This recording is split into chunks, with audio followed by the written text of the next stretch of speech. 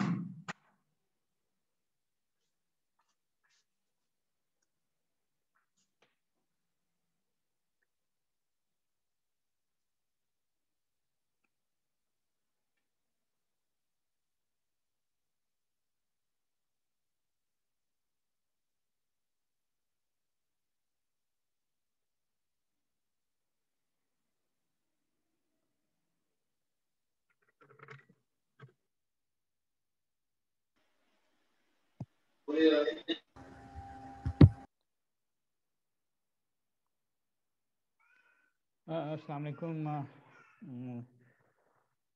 पिछले हफ्ते हमने एक क्लास मिस की थी और I wanted to have a replacement class during the weekend but I could not manage. इंशाल्लाह the last time we will cover next or coming weekend. So I'm going straight to the revision of what we did last time. A brief revision, of course.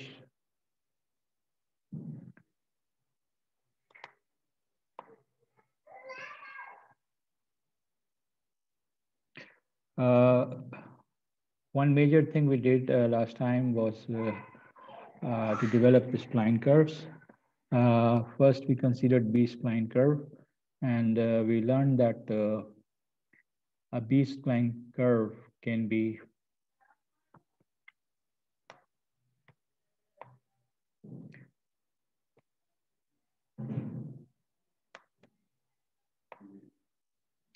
developed when we have at least 4 points available to us. And using those 4 points, the curve that we develop is based on these two formulas, the parametric cubic formulas for x and y coordinates of the points of the curve. These are fixed formulas. And if we have more points available,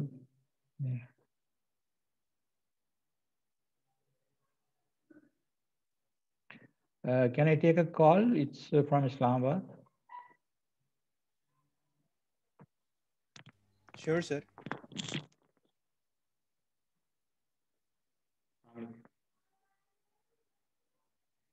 Hello.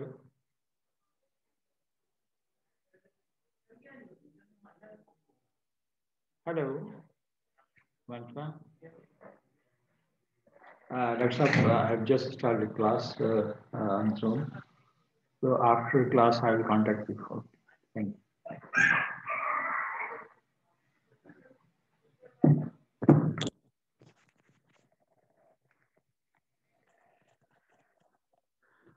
Sorry, it's not a good beginning.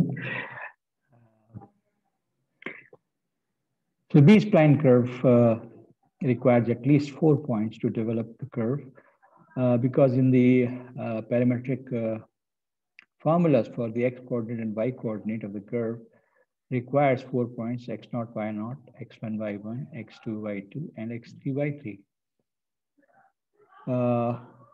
Less than 4 points and we cannot use these formulas. So at least 4 points are required. If we have more points, if we are given 5 points, then we can develop 2 spline curves, one using first 4 points and one using last 4 points. Similarly, if we have more points, we can develop more spline curves. We also consider the fact that when we use 4 points to develop a B-spline curve, then the curve nearly starts somewhere close to the second point and terminates somewhere close to the third point.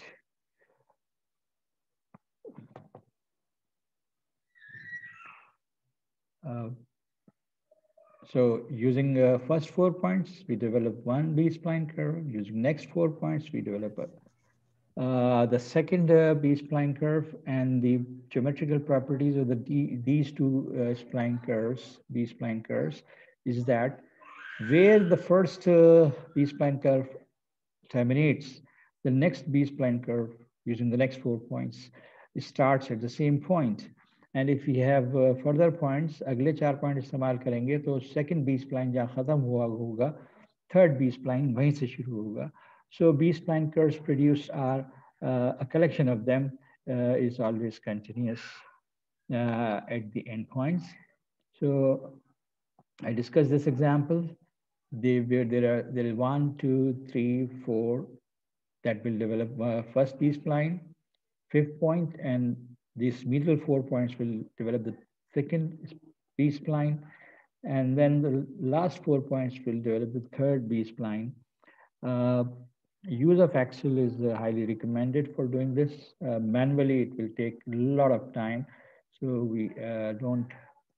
अगर मैं आपको exam में question देता हूँ, quiz अगर मैं conduct करता हूँ तो उसके लिए तो कोई प्रॉब्लम नहीं. You are free to use excel sheet and work quickly. लेकिन अगर फिजिकल एग्जाम होता है और मैं 20 प्लान आपसे जनरेट करने कहूँगा तो एक से ज़्यादा 20 प्लान आपसे जनरेट करने को नहीं कहूँगा. और ज़रूरी नहीं है कि आप जब मैनुअली काम कर रहे हैं तो जैसे मैंने यहाँ 20 प्लान एक डेवलप करने के लिए 10 पैरामीटर वैल्यूज लिए हैं, बल्कि 11 लिए हैं 0 से 1 तक विद डिफरेंस ऑफ 0.1. ज़रूरी नहीं है कि आपसे 11 मांगूँ, मैं 5 पॉइंट पे भी 20 plan, so that you know how to use these points, these formulas to calculate points on these spline. So here the graph is mentioned, and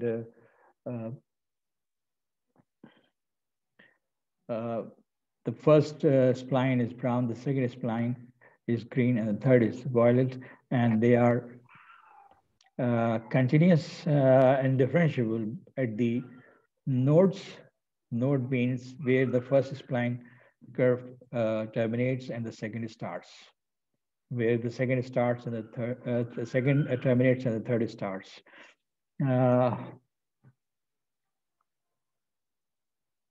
After B-spline, we discuss cubic spline algorithm, how to develop cubic spline, and cubic spline is different in nature from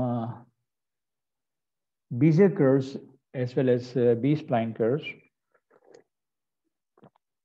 Bezier curves और B-spline curves में हमारे पास fixed parametric formulas हैं to calculate the points on the curve. Cubic spline, we don't have parametric equations for the coordinates of x and y.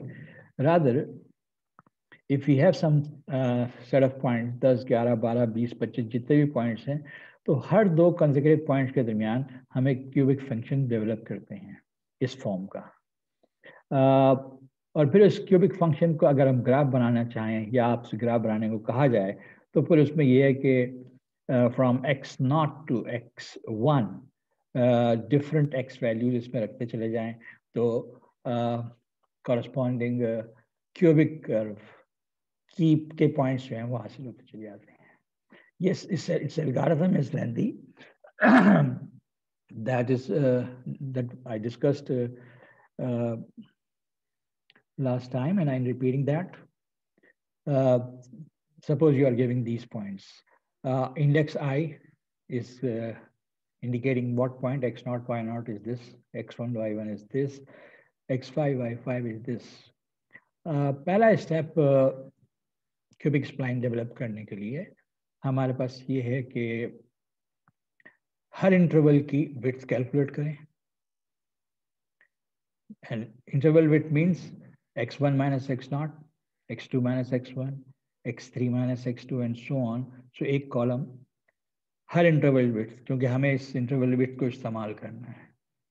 फिर हमें जो given data है उसके first order divided differences लिखने हैं. ये डिवाइडेड डिफरेंस इस्तेमाल होंगे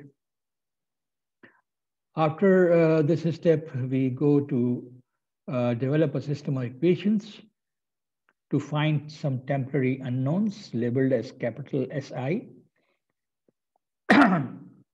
Here, there are 6 points. So we will have correspondingly 6 unknowns SI.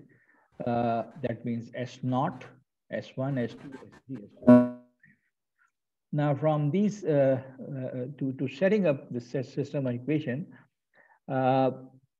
we have this, मैंने equations की form में नहीं लिखा, बल्कि equations, system equations को मैं augmented form में, matrix form में लिखूं, तो ये coefficient matrix है. ये unknown का matrix है. So AX is equal to B. ये right side के constants का matrix है. So we see that there are 6 unknowns, so there have to be 6 columns of the coefficient matrix. This coefficient matrix is 4 by 6. Structure of the coefficient matrix is that it starts with interval width of the first interval. पहली रो का पहला element. पहली रो का दूसरा element is twice the sum of the widths of the first 2 intervals. Next element is the width of the second interval. The rest of the elements in the first row are 0 for coefficient matrix. The second row is first element 0. Second is the width of the first, in fact, second interval plus 2 times sum of the second and the third interval width. Next element is the interval of the third, the width of the third interval. Then rest of the 2 points, the 2 elements of the coefficient matrix are 0. And we see that there is a kind of symmetry involved in this matrix of coefficients. इसमें इसको हम try diagonal matrix कहते हैं, लेकिन ये square matrix नहीं है. To make it a square matrix and to obtain the values of the temporary unknown,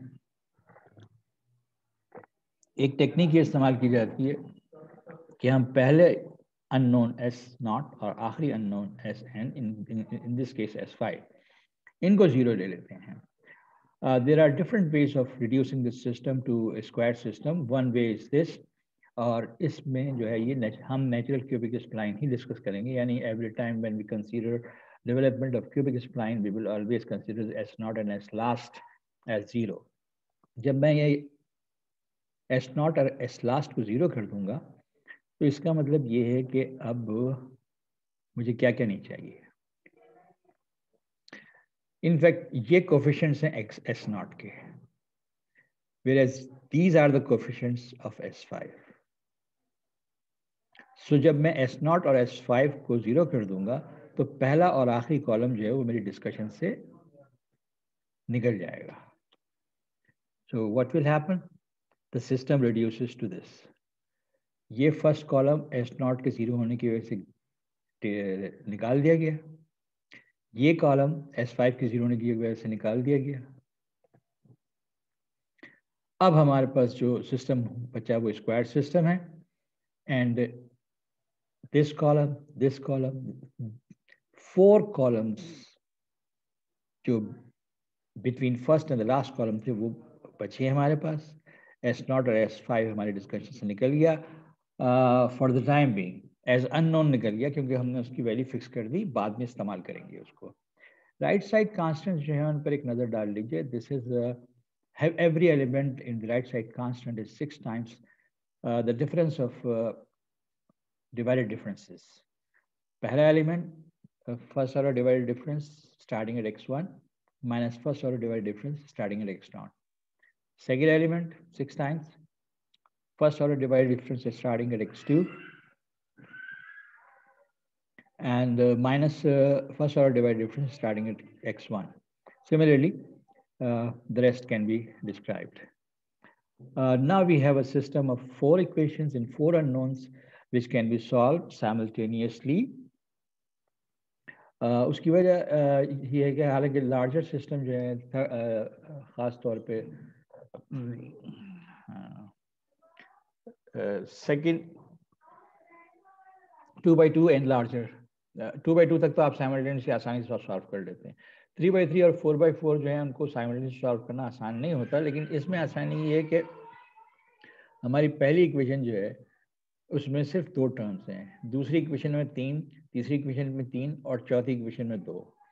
तो हम step by step simultaneously solve कर सकते हैं, लेकिन matrix method of solving system of linear equation is highly recommended, और it is always better कि आप matrix method इस्तेमाल करें ना। व्हेन वी से दैट हमने सिस्टम इक्वेशन डेवलप कर लिया, तो इस सिस्टम इक्वेशन में जो वैल्यू सब्स्टिट्यूट करनी है वो सारी हमारे पास इन 2 कॉलम्स में अवेलेबल है।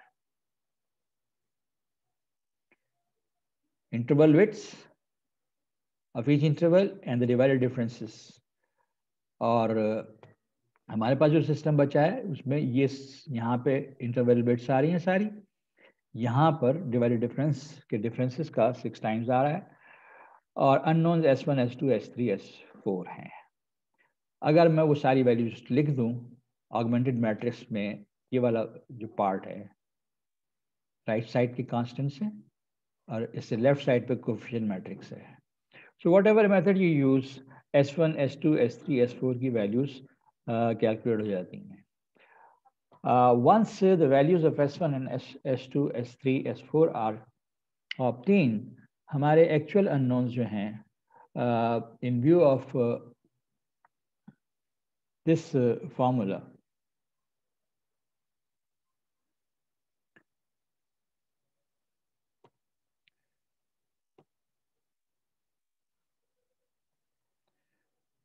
मुझे इस तरह के क्यूबिक फंक्शंस डेवलप करने हैं जिसमें मुझे वैल्यूज चाहिए AI, PI, CI, DI के। I have skipped the detailed derivation of these formulas, but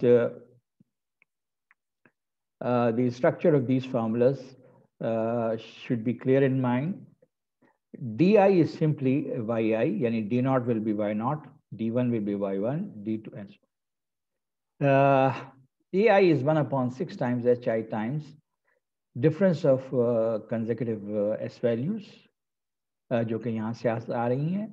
When I am working with the G0, I'll consider here S1 minus S0, here S0, here this is nothing but यहाँ पे जो मैंने YI plus Y minus YI divided by HI लिखा है, इसकी जगह मैं divided difference लिख सकता था, and there are the divided differences.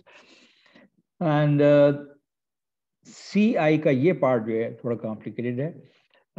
In any examination, it is quite possible that क्योंकि मैं mathematical derivation पे जोर नहीं दिया है, तो आपको अगर ये सवाल कहता हूँ करने को, तो मैं formula sheet provide कर सकता हूँ. Anyways, with these values of S1, S2, S3, S4, and the values of H that we have in the initial table, step 1, उससे सारी values निकाल के इसके अंदर रखते चले जाएं, तो हमारे पास ये इस तरह की एक टेबल डेवलप होती है. अब यहाँ पे डेटा भी है, इंटरवल विड्थ्स भी हैं, डिवाइडेड डिफरेंसेस भी हैं, और SI की वैल्यूज भी हैं. S0 0 है, S4 5 0 है, और S1, S2, S3, S4 की वैल्यूज जो है यहाँ हम कैलकुलेट कर चुके हैं ऊपर. उसके बाद ये जो वैल्यूज हैं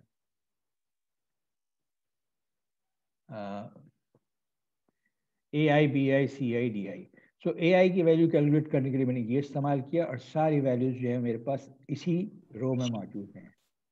BI की value and BI half SI, S0 चूँकि 0 है, लगा BI पहला 0 आ गया. CI के लिए ये फॉर्मूला इस्तेमाल किया. सारी वैल्यूज Y हो, H हो, S हो, सब इसी रो में मौजूद हैं. हाँ, यहाँ पे S0 और S1 दो इस्तेमाल होंगे, तो ये और ये दो वैल्यू इस्तेमाल होंगी. And DI is as mention के Y की वैल्यू है, तो Y की वैल्यू है. इसी तरह हर लाइन में हमने AI, BI, CI, DI calculate किए. AI, BI, CI representing these functions that are our target functions, जो कि हमें मालूम करने हैं। चुनाचे अब मैं ये जो ए आई B I C I D I मालूम हुए इसमें रखता चला जाऊंगा। मेरे पास टोटल नंबर ऑफ पॉइंट्स 6 हैं। तो मैंने ये कहा था कि हर 2 पॉइंट्स के दरमियान एक क्यूबिक कर्व बनेगा। तो 6 पॉइंट्स हैं तो इंटरवल बने 5। तो इस तरह के 5 फंक्शंस बनेंगे। देखें 5 फंक्शंस कैसे बनेंगे। मेरे पास ए आई B I C I D I जो सेट ऑफ वैल्यूज हैं, हर एक की 5-5 वैल्यूज हैं। तो मैं अगर A not B not C not D not इसमें रखूँ विद एक्स नॉट तो पहला क्यूबिक फंक्शन बन जाएगा। अगर a1 a2 a3 a4 के साथ x1 रखूं तो दूसरा बन जाएगा। इस तरह से क्यूबिक फंक्शंस बनते चले जाएंगे। तो 5 क्यूबिक फंक्शंस बनेंगे इस डेटा सेट से, जिसको मैं डिस्क्राइब किया था इस तरह से।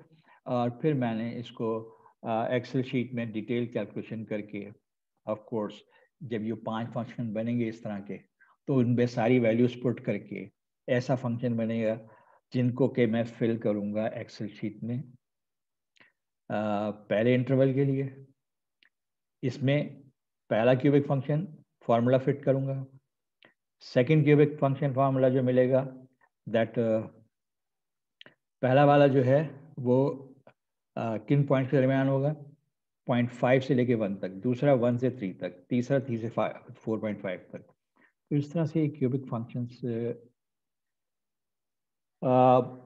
in any computer-oriented examination, you may be required to find 2 such cubic functions or 3 such cubic functions. मैंने अपने example में ज़्यादा मालूम किए हैं, लेकिन any manual work, if you are examined manually only, so you will be required to at most find any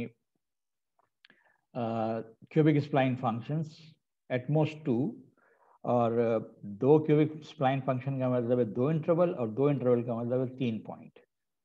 हद से हद भी 4 पॉइंट्स में आपसे दे सकता हूँ।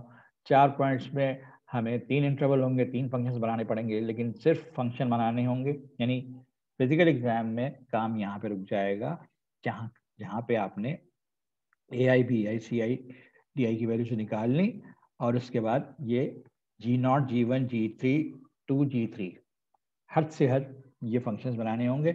उसके बाद जो कर्व प्लॉटिंग है ये सिर्फ कंप्यूटर ओरिएंटेड एग्जाम में हो सकती है, मैनुअल एग्जाम में करवाना ज्यादती है ना।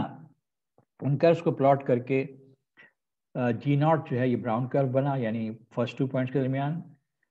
G1 जो ग्रीन कलर में है ये x1 और x2 के दरमियान, and so on and so fourth. Cubic spline is more popular with the researchers that use those who wants to use a more sophisticated way of interpolation. This is used more as interpolation technique कि आपके पास ऐसे functions बन जाए तो missing data value के लिए y value निकालने के लिए जरूरी नहीं है कि मैं ग्राफ प्लॉट करूं। फंक्शंस बन गए यानी इस तरह के फंक्शंस बन गए, जो मिसिंग वैल्यू है मेरे पास वो मिसिंग वैल्यू मैं इसमें डालूं और फंक्शन बना लूं। So it's more an interpolation technique instead of curve generation technique like Bezier curve and B-spline curves. Bezier curves are more popular for the reasons that I have discussed before. यहाँ मैंने आखिर में एक assignment लिखा हुआ है। It's part of assignment that आज रात को मैं किसी वक्त, क्योंकि मैं इस चैप्टर के ये लास्ट टेक्निक है जो मैं डिस्कस कर रहा हूँ। somebody was asking for solution manual of the book on WhatsApp group. मैंने मैसेज देखा था रात को। आपको सोल्यूशन मैनुअल की जरूरत नहीं है।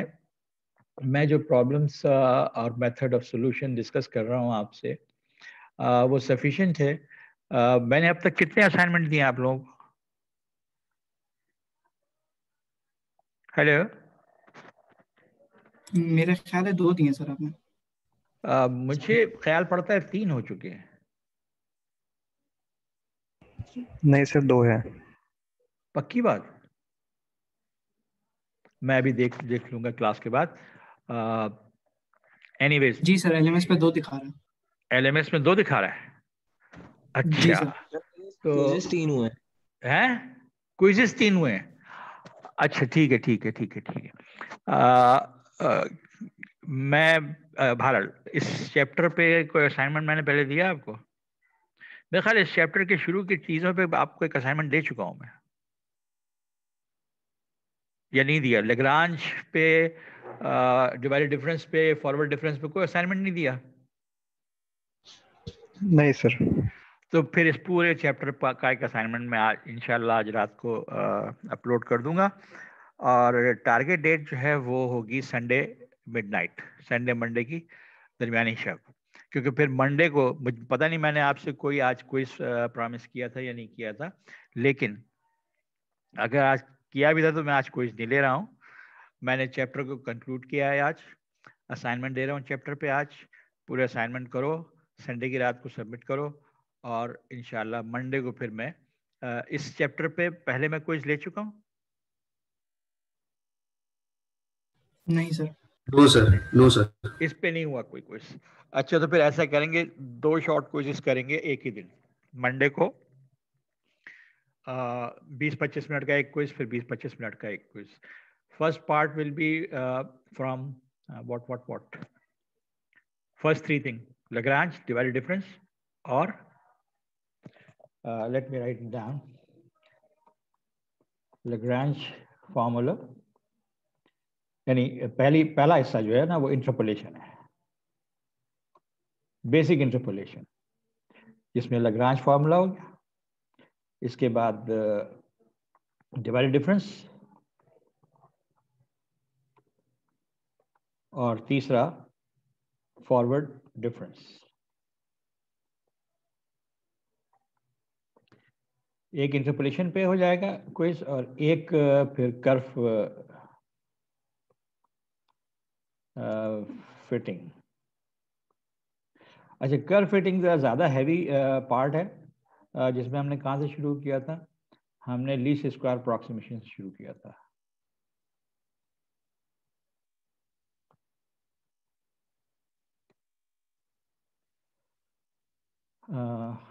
दूसरा फिर हमने बीजियर कर्व किया था। तीसरा हमने B splines.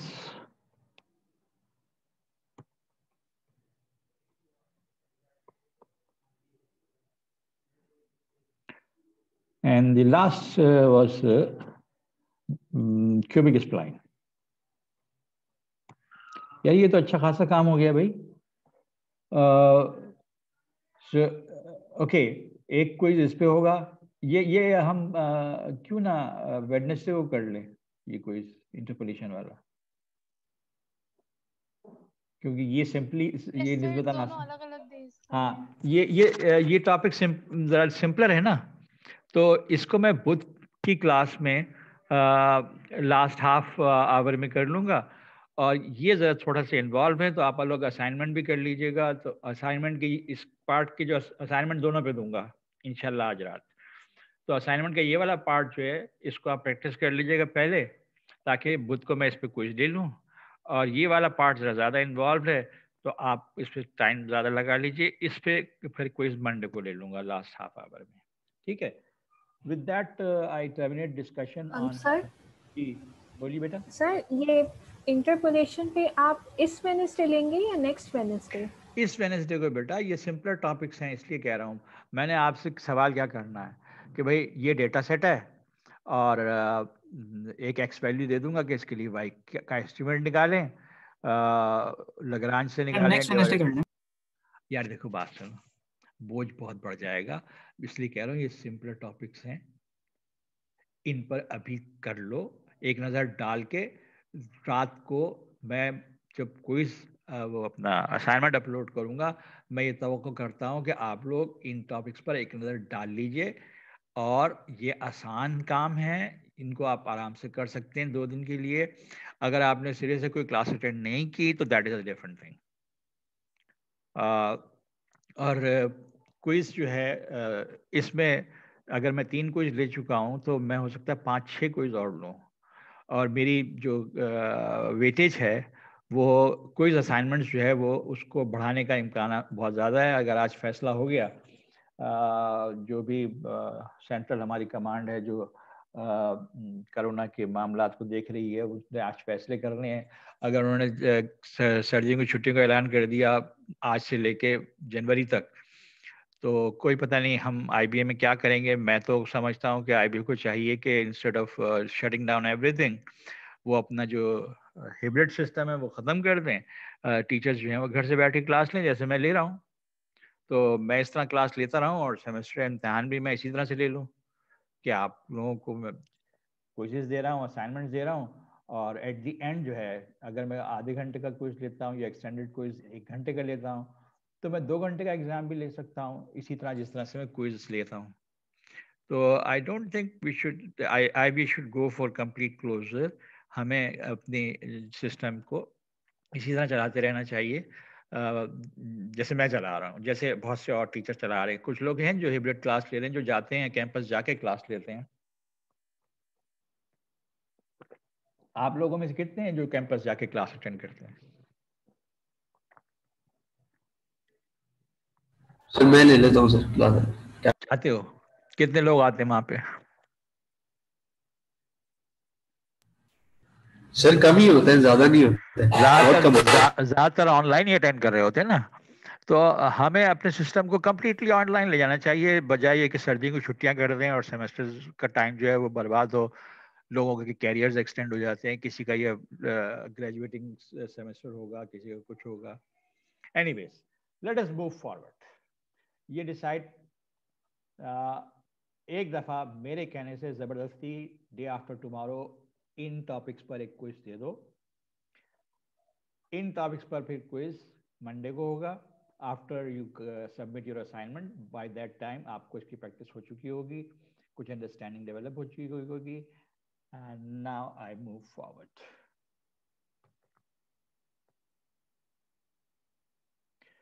System of linear equations. Technically मैं आमतौर पे इस चैप्टर को पहले किया करता हूँ, लेकिन बस वो इंटरपोलेशन का जहन में पहले आ गया था, वो शुरू कर दिया मैंने। चाय पी के गर्मी चढ़ गई, मैं जरा पंखा चला लूँ।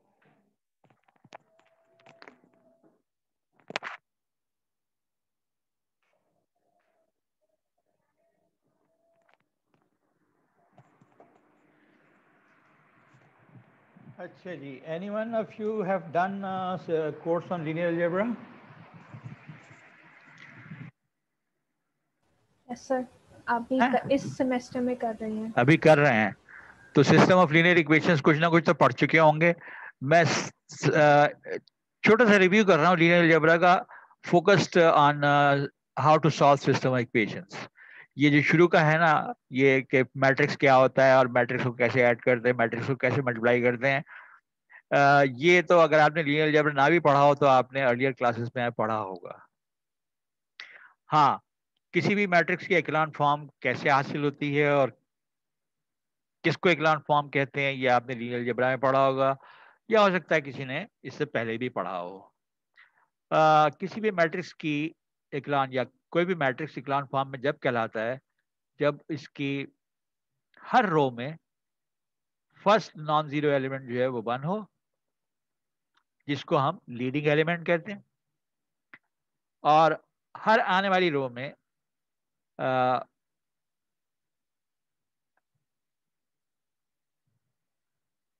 the leading element is in the next column or the next column.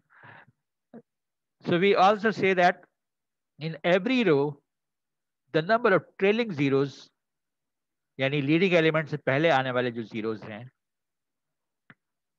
the number of leading trailing zeros that appear before the leading element 1 should be at least 1 more in the previous row. यहाँ पे leading element से पहले कोई zero नहीं है, यहाँ पे leading element से पहले एक जीरो आना जरूरी है।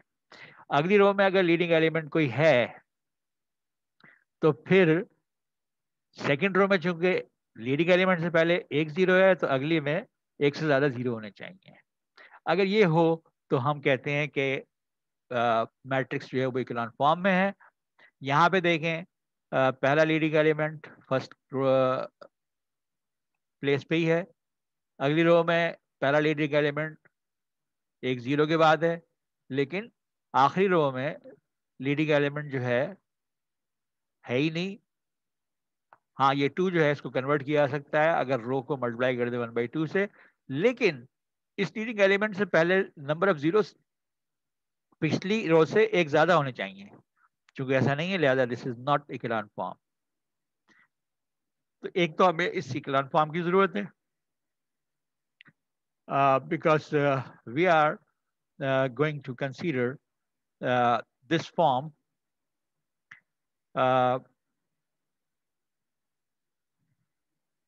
how to obtain this form and what are the advantages of having this echelon form। हम इससे system of equations, linear equations solve कर सकते हैं, इससे हम किसी मैट्रिक्स का डिटरमिनेंट भी निकाल सकते हैं, और इसके जरिए हम किसी स्क्वायर मैट्रिक्स का इन्वर्स भी निकाल सकते हैं अगर वो उसका डिटरमिनेंट जीरो ना हो तो। जो कुछ भी हम किसी भी गिवन मैट्रिक्स को इकोलॉन फॉर्म में रिड्यूस करने के लिए करते हैं, इन टूल्स को हम एलिमेंट्री रो ऑपरेशंस कहते हैं।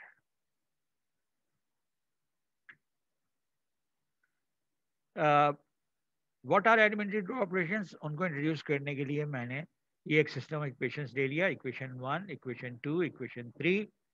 अननोन्स हमारे जो हैं वो x1, x2, x3 हैं, और हम इक्वेशन की तरतीब ऐसे लिखते हैं कि पहला अननोन x1 जो है वो हर इक्वेशन में सबसे पहले लिखा जाए, दूसरा अननोन नेक्स्ट लिखा जाए, तीसरा अननोन नेक्स्ट लिखा जाए।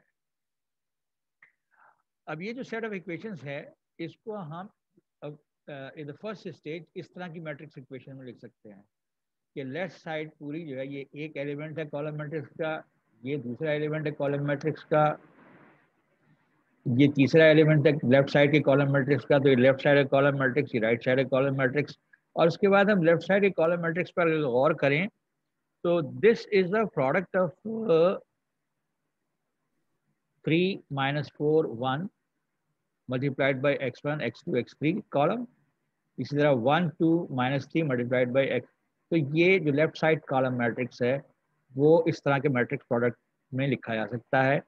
हम इसको कहते हैं कि this is the matrix form of the system of linear equation. Coefficient matrix is generally known as capital A. The column matrix of the unknown is generally written as small x. The right side column matrix is written as small b. जाहिर है कि A क्या है? A उन elements पे मुश्तमिल है जो कोएफिशिएंट मैट्रिक्स में आ रहे हैं, जिसको आप AIJ लिख सकते हैं। अननोन्स का कॉलम x, राइट साइड के कॉन्स्टेंट्स का column b. And I think this is not anything extraordinary. Now, all the information about the solution to the system equation is contained in the numbers that they appear in the coefficient matrix and the numbers that appear on in the right hand side column matrix. हाँ, ये जो unknowns हैं, ये जब मैं equation solve करता हूँ तो कभी भी unknown लिखने से नहीं रुकता, लेकिन once I am clear कि मेरे solutions जो हैं यानी x1, x2, x3 की possible values, they are all hidden in these numbers which appear in the coefficient matrix and that appear in the right hand side constants. तो मैं कहता हूँ यार ये जो लिखा हुआ है इतना कुछ, मैं मैथमेटिशियन हूँ, सुस्त आदमी हूँ, ये निकाल दिया बीच में से और कोएफिशिएंट मैट्रिक्स के साथ मिला लिया राइट साइड का कांस्टेंट कॉलम मैट्रिक्स, और इसको फिर हम कहते हैं कि ये ऑगमेंटेड मैट्रिक्स बन गया। इस ऑगमेंटेड मैट्रिक्स की हम इकोलॉन फॉर्म मालूम करते हैं, और इकोलॉन फॉर्म जब मालूम करते हैं तो उसके जरिए हमें x1, x2, x3 की वैल्यूज निकाल पॉसिबल हो जाता है। अच्छा जी, अब इकोलॉन फॉर्म हासिल करने के लिए मैं क्या क्या काम कर सकता हूँ? मैं रो इंटरचेंज कर सकता हूँ, The symbol for the operation is Rij. ith और jth रो को इंटरचेंज कर दूं. Why I am allowed to do that? इस सिस्टम इक्वेशन में अगर मैं इक्वेशंस की तरतीब चेंज कर दूं तो सिस्टम इक्वेशन चेंज नहीं होता. भाई ये उठा के यहाँ रख दिया, सेकंड इक्वेशन पहली जगह, पहली इक्वेशन तीसरी जगह, तीसरी दूसरी की जगह, उससे सिस्टम इक्वेशन सॉल्व नहीं चेंज नहीं होगा. So I am allowed to interchange rows when I try to reduce this matrix into its echelon form, which is an effort towards solving system equation. और क्या कर सकता हूं मैं? I am allowed to multiply any row with a non-zero constant. Why non-zero constant? मैं इस equation में, for example इस इक्वेशन को मैं 1/3 से मल्टीप्लाई करूंगा. इक्वेशन के कोफिशिएंट्स तब्दील होते नजर आएंगे, लेकिन इक्वेशन का सॉल्यूशन तब्दील नहीं होगा. ये चीज आपको याद होगी, साइमल्टेनियसली जब सॉल्व करते थे आप, इधर से उठा के उधर ले गए, उससे नंबर मल्टीप्लाई कर दिया, इससे डिवाइड कर दिया, ये कर दिया, और तो equation solution doesn't change means equations don't change. इसी तरह एक ऑपरेशन है कि आप किसी एक रो को किसी एक कांस्टेंट से मल्टीप्लाई करके किसी दूसरी रो में ऐड कर दें, लाइक KRI, यानी ith रो के हर एलिमेंट को k से मल्टीप्लाई करें और कॉरस्पॉन्डिंग एलिमेंट ऑफ jth रो में ऐड करके every element of the jth row is now replaced by the new number. तो ये तीन एलिमेंट्री रो ऑपरेशंस हैं. आप कंप्यूटर साइंस के स्टूडेंट्स हैं, इनको शॉर्ट रूटीन बना सकते हैं आप.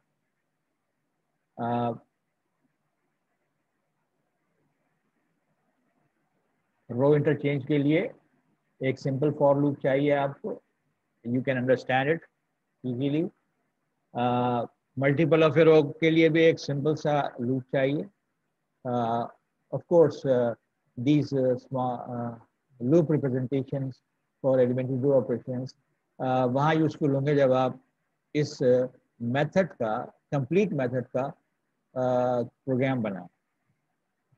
अगर बनाए तो बहुत अच्छी बात है. Anyone who makes a program out of this discussion that I am having right now, तो उसका मैं बोनस असाइनमेंट के तौर पे बोनस मार्क्स दूंगा उसको. नाउ विद द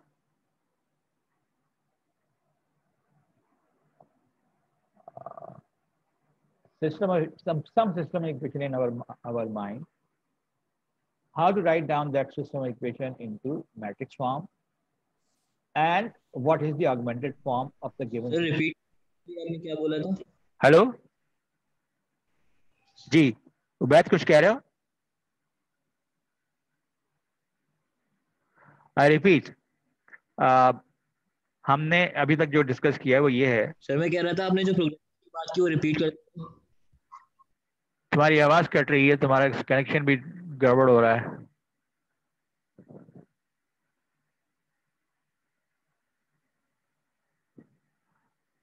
अब तक की होने वाली डिस्कशन को मैं रिपीट कर रहा हूं.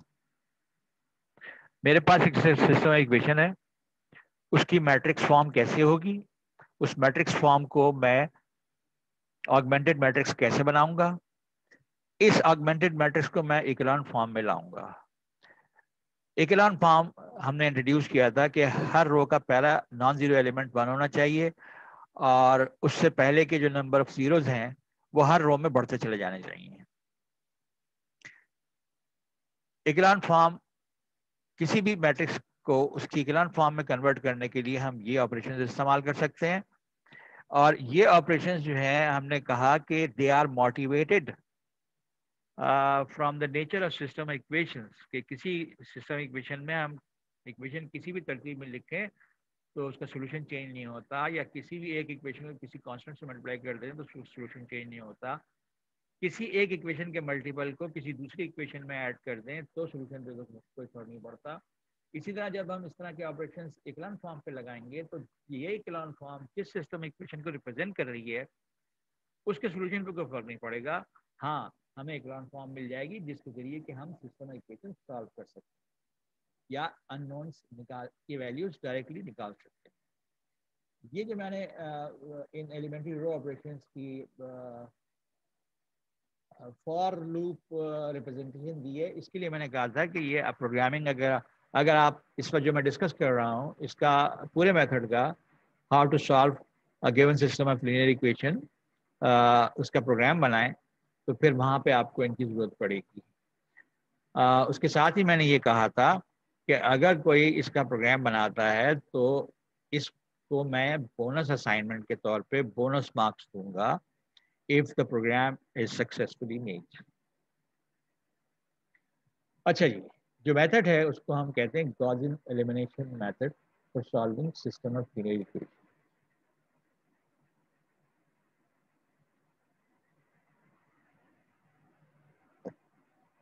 And there are two major steps।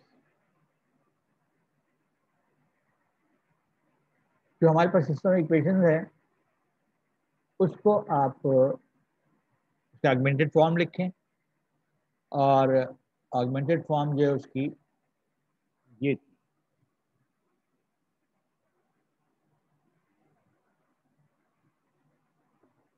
तो हमारा गिवन सिस्टम इक्वेशन जो है उसकी ऑगमेंटेड फॉर्म ये थी। हम सबसे पहले क्या करते हैं, क्योंकि हमें फर्स्ट एलिमेंट हर रो का 1 चाहिए और सेकंड रो में यानी सेकंड इक्वेशन में x1 का कोएफिशिएंट 1 है, तो अगर मैं पहली और दूसरी रो को इंटरचेंज कर दूं तो पहली रो उस फॉर्म में आ जाएगी जो कि इक्लान फॉर्म की रिक्वायरमेंट है, यानी पहला नॉन जीरो एलिमेंट 1। इसके बाद हम गॉसियन एलिमिनेशन कर रहे हैं और गॉसियन एलिमिनेशन का बेसिक टारगेट ये है, ये जो इक्वेशन पहली रो जो है ये रिप्रेजेंट कर रही है x1 + 2x2 - 3x3 = -4 को।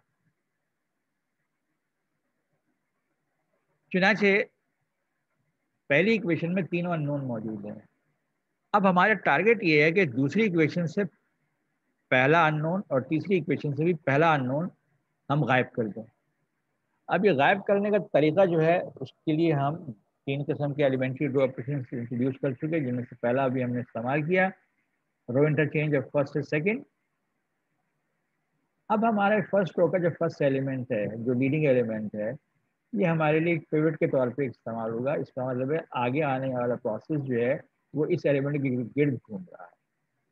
इस एलिमेंट के जरिए हम दरहकीकत इन दो एलिमेंट जो कि इसके कॉलम में है इनको ज़ीरो बनाएंगे, और ज़ीरो बनाने के लिए हम ऐसी तरकीब इस्तेमाल करेंगे कि फर्स्ट रो को किसी ऐसे नंबर से मल्टीप्लाई करें कि मल्टीप्लाई करने के बाद फर्स्ट रो को सेकंड रो में ऐड करें तो ये 3 ख़त्म हो जाए।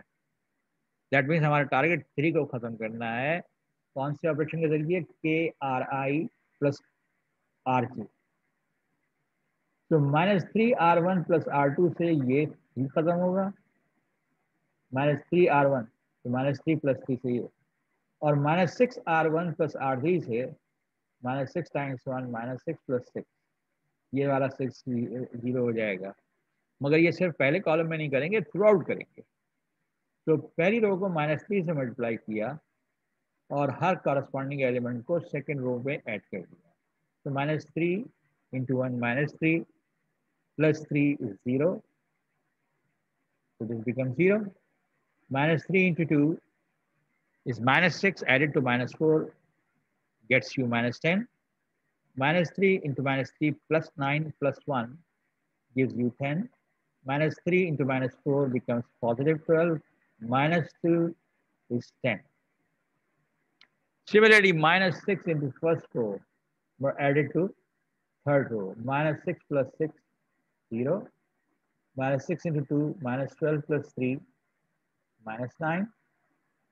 -6 into -3 is +18, -2, 16.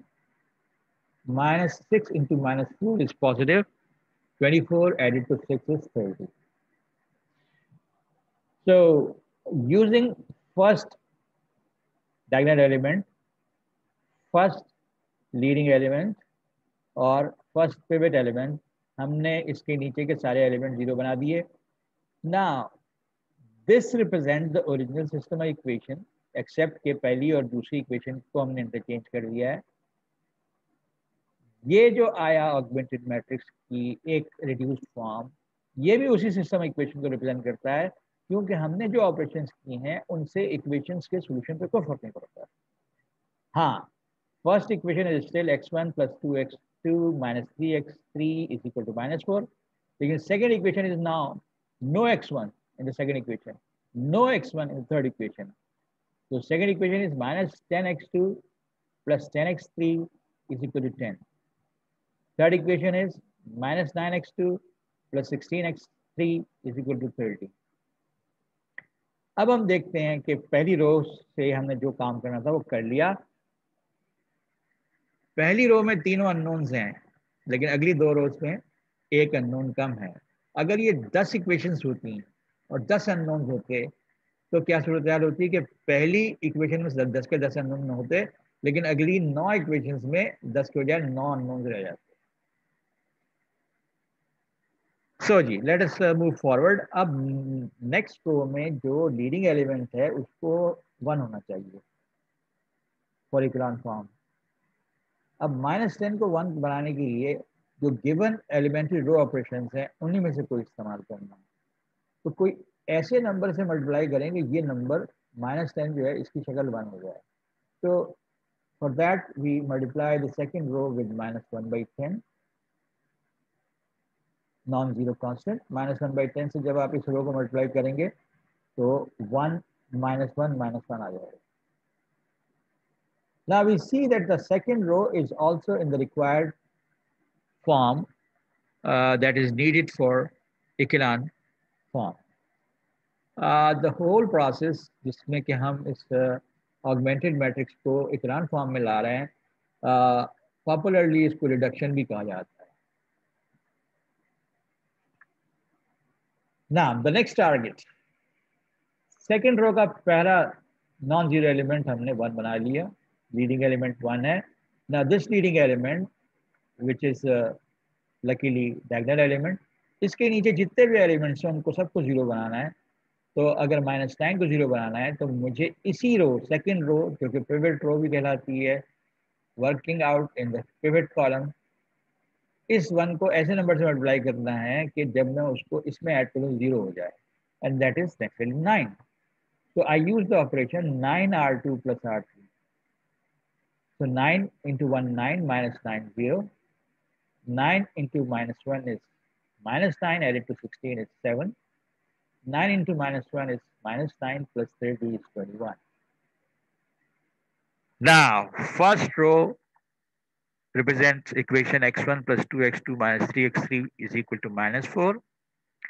Second row now represent x2 minus x3 is equal to -1. Whereas third row represents equation 7x3 is equal to 21. यानी पहली इक्वेशन में तीनों अननोन है, दूसरी में 2 अननोन है और तीसरी में अब सिर्फ एक अननोन रह गया। इक्वेशन फॉर्म लाने के लिए इस एलिमेंट को, जो कि पहला नॉन जीरो एलिमेंट है, उसको 1 बनाना है।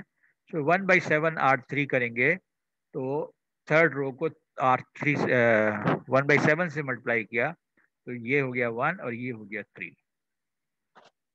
Now we have reduced the given matrix or the augmented matrix into echelon form. As I mentioned, the third row is basically 1 times x3 is equal to 3, which is written here, x3 is equal to 3. Second row is x2 minus x3 is equal to -1. And the first equation is x1 plus 2x2 minus 3x3 is equal to -4.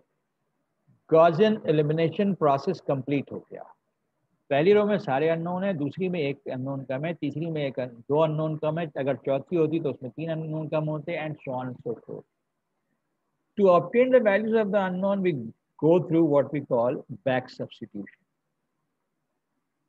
In fact, तीसरी equation जो है वो directly हमें x3 की value दे रही है।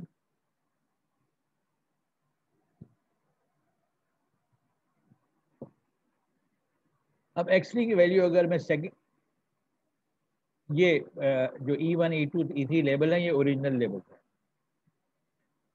तो x3 की वैल्यू मैं यहाँ डालूँ 3 -3 उधर जाके +3 हो जाएगा, तो x2 will come out to be 2।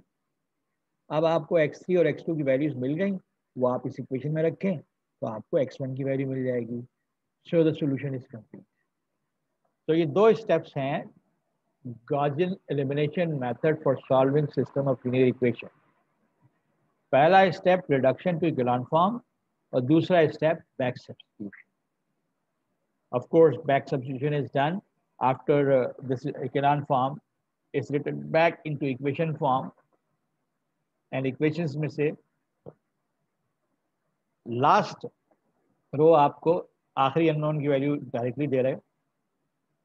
Yes, in linear algebra अगर आप पढ़ रहे हैं तो you will find different cases के आपके पास 6 इक्वेशंस थी, जब आपने रिडक्शन किया तो 4 इक्वेशंस बनी इन 6 अननोन, या 4 इक्वेशंस थी आपने रिडक्शन किया तो आपके पास 3 इक्वेशंस बनी इन 4 अननोन।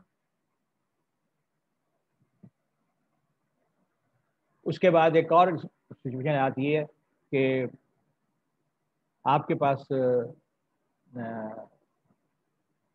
या जैसे यहाँ x3 = 3 आ गया, तो यहाँ हो सकता है ये ख़त्म हो जाता, मगर नहीं, लेफ्ट साइड जो है वहाँ इसका x3 का कोफिशिएंट भी 0 आ जाता है, लेकिन राइट साइड 0 ना होती, तो वो नो सोल्यूशन वाली कंडीशन है। लेकिन we are not bothering about this, हम तो सिर्फ सॉल्वेबल सिस्टम्स यानी ऐसे सिस्टम इक्वेशन एक्सप्लोर कर रहे हैं दैट कैन बी सॉल्व। ये मैंने एक एग्जांपल और किया हुआ है, इसको आप देख लीजिएगा। इसमें थोड़ी गड़बड़ की गई है और वो गड़बड़ जो है वो स्पेशल पर्पस के लिए इस्तेमाल होती है। कुछ लोगों के नज़दीक इकोलॉन फॉर्म के लिए ज़रूरी नहीं है कि लीडिंग एलिमेंट 1 हो। तो अगर आप ये चाहते हैं कि लीडिंग एलिमेंट 1 ना हो, यानी लीडिंग एलिमेंट को आप 1 पे ना कन्वर्ट करें या डायगोनल एलिमेंट्स को आप 1 में ना कन्वर्ट करें, तो फिर कैसे प्रोसीजर होगा इस पर देख लीजिएगा, गौर कर लीजिएगा। हाँ, इसमें सॉल्यूशन तो निकल आएगा फिर भी 146/5 x3 = 292/5। तीसरी इक्वेशन है, उससे x3 की वैल्यू आ जाएगी आपके पास।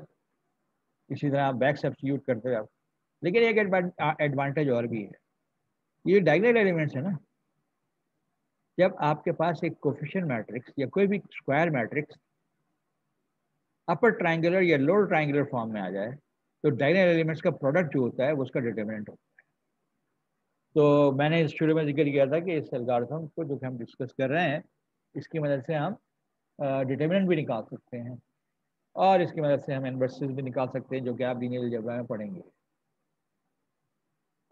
ये लीनियर अलजेब्रा का एक टॉपिक है जो यहाँ मैंने किसी वजह से लिखा था, लेकिन हम इस पर कंसंट्रेट नहीं कर रहे। We are concentrating only on one thing, and that is Gaussian elimination method with maximum pivoting। ये एक एल्गोरिथम आपकी किताब में दिया हुआ है, अगर आपकी समझ में आ जाए तो अपना प्रोग्राम डेवलप करने के लिए आप इसको इस्तेमाल करें, या फिर आप अपनी लॉजिक डेवलप करें। Now this discussion about linear algebra and problem of solving of system equation is by no means exhaustive। Of course, there are so many issues that I have not touched, क्योंकि मैं linear algebra नहीं पढ़ा रहा। मैं सिर्फ उस linear algebra का वो हिस्सा जिसमें कि हम गॉसियन एलिमिनेशन मेथड इस्तेमाल करते हैं किसी भी सिस्टम और इक्वेशन सॉल्व करने के लिए, मैंने सिर्फ उस पर कॉन्सेंट्रेट किया है। Specially in view of the fact कि जैसे अभी हम वो डिस्कस कर रहे थे इंटरपोलेशन। तो इंटरपोलेशन में भी शुरू में हमने कहा था कि अगर हमें एक 3rd डिग्री पोलिनोमियल बनाना है, तो 4 कांस्टेंट निकालने हैं, हमारे पास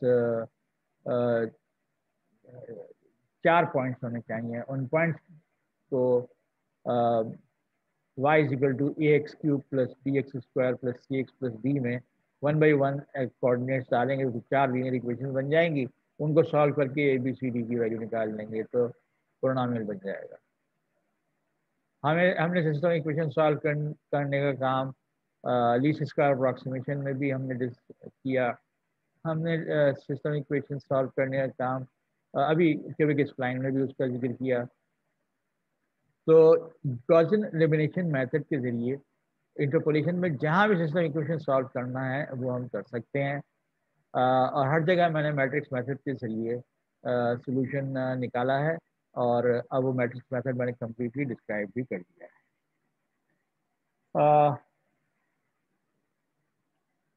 In last few minutes, एक alternate method in specialized conditions, जो कि न्यूमेरिकल मेथड है, वो मैं डिस्कस करना चाहता हूँ। Gaussian elimination and it's variants, Gauss Jordan method है, ये सब जो हैं मैक्सिमम पिवटिंग और फलाना धमाका, ये सारे मेथड हम कहते हैं direct method. Numerical analysis provides, in particular cases, a special method, and we call these methods iterative methods. And first of them is the Jacobi method, and the other is Gauss-Seidel method, जो कि एक special condition में apply हो। देखिए, हम आमतौर पर diagonal elements जो हैं उनके इंडाइसेस जो हैं वो A11, A22, A23 लिखते हैं। हमारी कॉमन नोटेशन है diagonal matrix, diagonal elements of matrix लिखते हैं हम। ये जो आइटरेटिव मेथड हैं, चाहे जैकोबी का हो चाहे गॉस-सेडल मेथड हो, इस कंडीशन में इस्तेमाल करते हैं जिसको हम कहते हैं कि system of equation diagonally dominant हो। और डायगोनली डोमिनेंट का मतलब क्या है कि जब भी आप किसी सिस्टम ऑफ इक्वेशन को लिखें तो आपके पास डायगोनल एलिमेंट के जो साइज है, चाहे वो पॉजिटिव हो चाहे नेगेटिव हो, वो जिस रो के डायगोनल एलिमेंट है उस रो के बाकी तमाम जो कोफिशिएंट मैट्रिक्स के एलिमेंट्स हैं उनके सम से भी बड़ा हो। That means diagonally dominant. अच्छा जी, let us look at this system. पहली इक्वेशन, डायगोनल एलिमेंट पहला है ये A11 is 6। अब इसमें जो कोफिशिएंट्स बाकी हैं उनका सम लीजिए। 2 यहाँ से आ रहा है, 1 यहाँ से आ रहा है, सम हुआ 3, मॉड लेके किया है ना, जबकि डायगोनल एलिमेंट जो है वो 3 से बड़ा है। सेकेंड इक्वेशन में ऐसा नहीं है, डायगोनल एलिमेंट 2 है, बाकी एलिमेंट्स के मॉड्स को ऐड करें तो 6 बन जाता है। तो ये डायगोनल एलिमेंट जो है वो बाकी एलिमेंट्स के सम से बड़ा नहीं है। यहाँ पे डायगोनल एलिमेंट 2 है, बाकी सारे एलिमेंट्स जो हैं उनके मॉड्स का सम 9 है और 2 9 से बड़ा नहीं है। तो सिस्टम जो यहाँ लिखा हुआ है ये डायगोनली डोमिनेंट नहीं है, मगर ये एक ऐसी एग्जांपल आपके सामने रख दी गई है पर्पसफुली कि आपको ये समझाया जा सके कि डायगोनली डोमिनेंट क्या होता है। इस वक्त ये डायगोनली डोमिनेंट नहीं है, लेकिन हम इसको डायगोनली डोमिनेंट बना सकते हैं। कैसे बना सकते हैं? आप सेकेंड और थर्ड रो को इंटरचेंज कर दीजिए। If you interchange the second and the third row, second row तीसरी प्लेस पे, थर्ड रो दूसरी प्लेस पे। नाउ पहली इक्वेशन में तो डायगोनल एलिमेंट डोमिनेंट था ही, अब दूसरी इक्वेशन में जो डायगोनल एलिमेंट है A22 7 है, which is greater than the sum of the mods of the rest of the coefficients। तीसरी रो में डायगोनल एलिमेंट A33 जिसका mod value 5 है, which is greater than the sum of the mod values of the rest of the coefficients। Now this system, which was initially not written in diagonally dominant form, is in diagonally dominant form।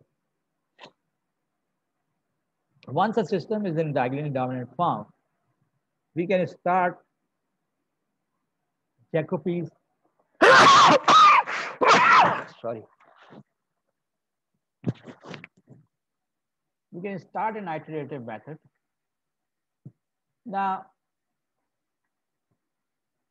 Before you start the iterative method हम in equation को खास form में लिखते हैं.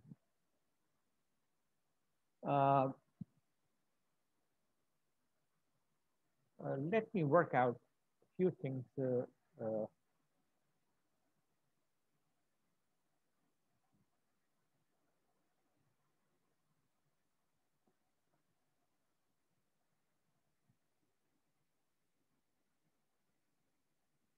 अच्छा जी, मेरे पास मैं कोई और सिस्टम इक्वेशन लिख रहा हूँ जो कि डायगोनली डोमिनेंट फॉर्म में है.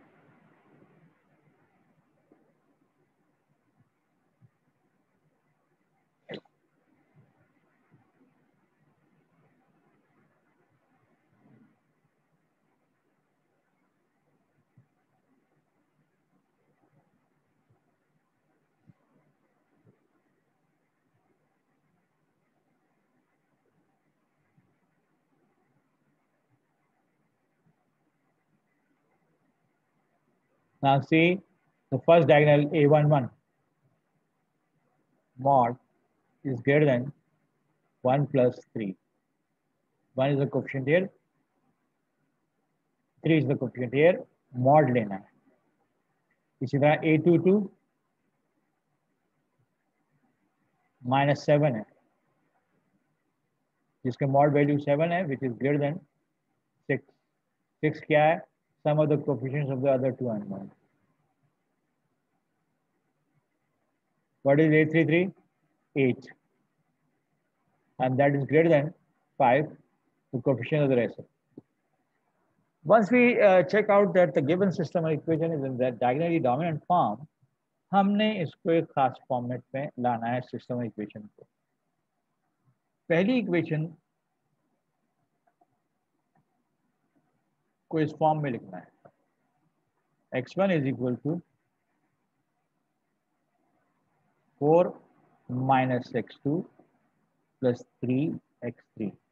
अभी मैंने क्या किया, ये दोनों टर्म्स उठा के राइट साइड पे ले गया और उसके बाद x1 के कोफिशिएंट से डिवाइड कर दिया. यानी पहली इक्वेशन में x1 को सब्जेक्ट बना दिया. इसी तरह दूसरी इक्वेशन में x2 को सब्जेक्ट बनाना है मैंने.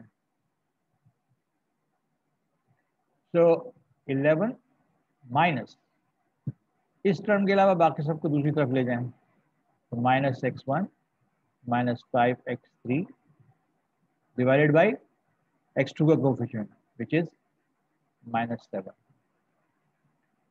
और थर्ड इक्वेशन से x3 को सब्जेक्ट बनाना है. तो x3 is equal to 12 minus सारी टर्म्स उधर ले जाओ x3 की टर्म के अलावा. तो 12 minus 3x1 minus 2x2 divided by coefficient of x3. So first equation में जो डायगोनल एलिमेंट जिस कोफिशिएंट जिस अननोन का कोफिशिएंट था उस अननोन को सब्जेक्ट बना दिया. x1 is made subject for the first equation, x2 is made subject for the second equation, x3 is made subject for the third equation. Now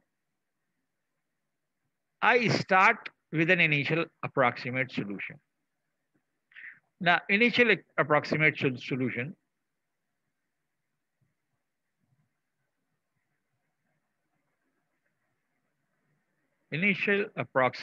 solution we always start with x1 is equal to 0, x2 is equal to 0, x3 is equal to 0. जितने भी unknown है उनकी value 0 डाल दें. अगर आप right side पर x1, x2, x3 की वैल्यू 0 डाल दें तो can you tell me what will be x1? ये 0 ये 0, 4/6 यानी 2/3. ये 0 ये 0. So what is x2?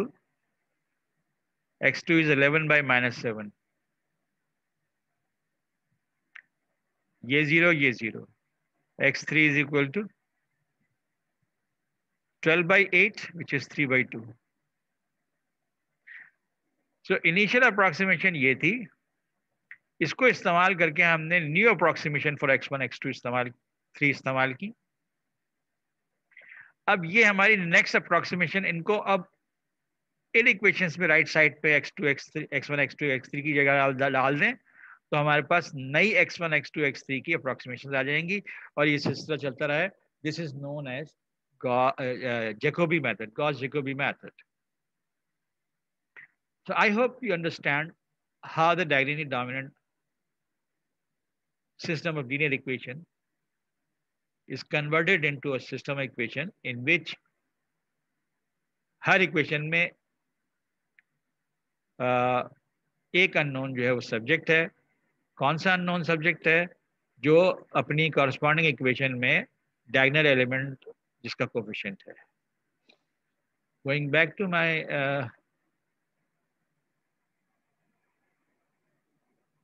So in the next step ये करके दिखाया गया जो मैंने अभी आपको बात किया है. इस फॉर्मूले को समझना चाहें तो समझ लें. मैंने इस फॉर्मूले के बगैर काम किया है और इसने करके दिखाया है कि जैसे जैसे आप फर्स्ट अप्रॉक्सीमेशन 0 है, सेकंड क्या है, थर्ड क्या है, फोर्थ क्या है, and so on and so fourth. Algorithm दिया हुआ है. मुझे एल्गोरिथम से सिर्फ ये हद तक दिलचस्पी हो सकती है कि मैं आपसे कहूँ कि आप इसका प्रोग्राम बनाएं. There is a variation and I'll discuss the variation here. पहले तो वही सिस्टम इक्वेशन है.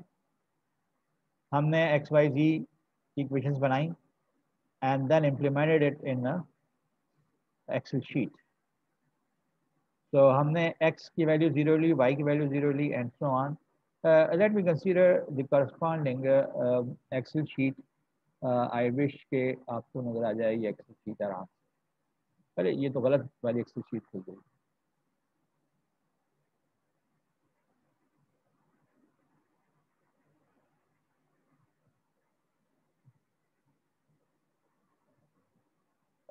मैं जो रिक्वायर्ड एक्सेल शीट है वो मैं खोल लूँ. Then I share it back.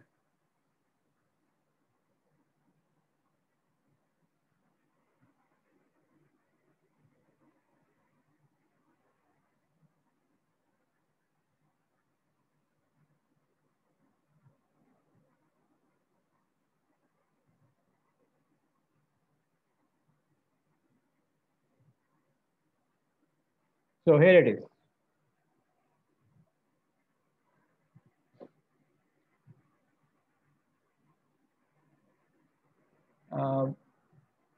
Multiple screen share पता नहीं हो सकता है कि नहीं हो सकता.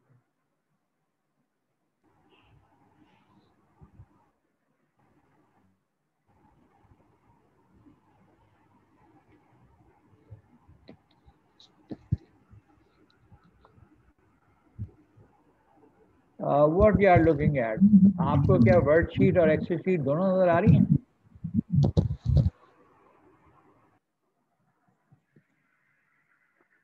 Can you see both Excel sheet and Word file? No sir. नहीं सर, तो सिर्फ बस एक्सेल शीट नजर आ रही है. तो एक वक्त में एक ही. एनीवेज मेरे पास जो इक्वेशंस थी, let me show you them, show you these equations again. ये इक्वेशंस थी मेरे पास. ठीक है. तो मैं कॉरस्पॉन्डिंग सेल्स जो हैं वो इन इक्वेशंस से फिल करूँगा.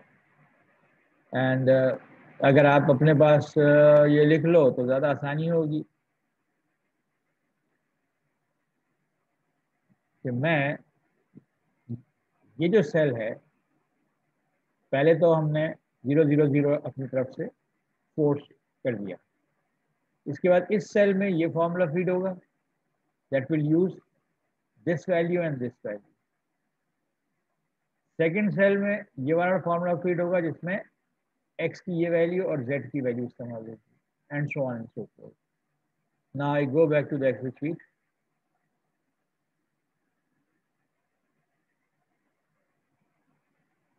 So see what values are used to calculate x. The previous values of y and z. Okay. What values are used to calculate y? The previous values of x and z. What values are used to calculate z? The previous values of x and y. once you have filled these three formulas using the appropriate these cells are filled with appropriate formulas, copy, drag, and manual Excel results are pretty nice. And we see that the process is converging and converging to what? Converging to appropriate solutions, जो कि हमने Gauss elimination से भी produce नहीं. This is a different system. So it has solution 211.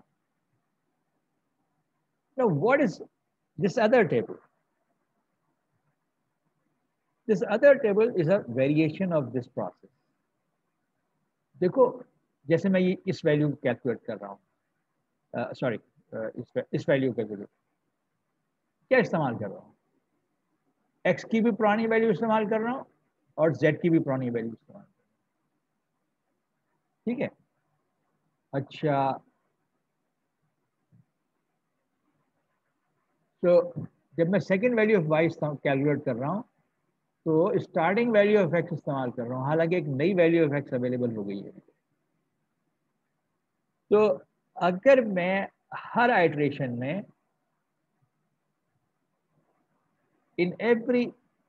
For every unknown 3 हो, 4 हो, 5 हो, 6 हो, जितने भी अननोन है मेरे पास, उन सब को कैलकुलेट करने के लिए पिछली आइटरेशन की सारी वैल्यू इस्तेमाल करूँ, जबकि नई आइटरेशन में कुछ वैल्यूज में नई आ चुकी है मेरे पास. तो जैसी एक नई वैल्यू आए मेरे पास, तो फॉर एग्जांपल x की वैल्यू आ गई, अब y कैलकुलेट करने के लिए मैं जीरो पुरानी वैल्यू इस्तेमाल करने के बजाय नई वैल्यू इस्तेमाल करूँ. तो पुरानी वैल्यू x की इस्तेमाल करने के बजाय नई वैल्यू इस्तेमाल करूँ. जब मेरे पास x और y की वैल्यू आ गई तो z की नई वैल्यू कैलकुलेट करने के लिए मैं जो लेटेस्ट वैल्यूज ऑफ x और y अवेलेबल है वो इस्तेमाल करूँ. And that makes the process converging more rapid. This is Gauss-Seidel procedure, known as Gauss-Seidel procedure.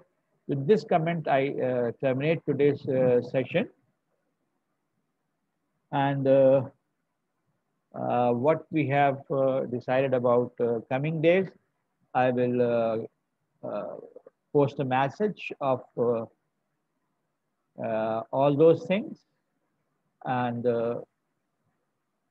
inshallah we'll meet day after tomorrow. मेरे लिए दुआ कीजिएगा.